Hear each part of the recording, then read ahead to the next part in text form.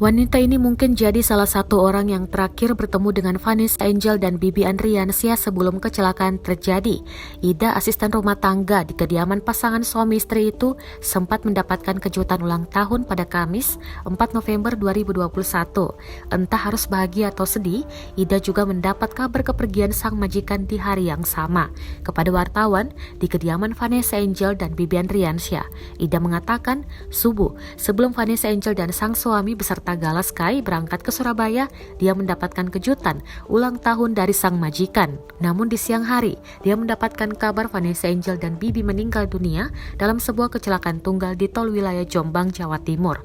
Ida sempat tak percaya dengan kabar duka itu hingga ternyata bahwa sang majikan memang benar telah tiada. Ida begitu dekat dengan pasangan selebriti itu.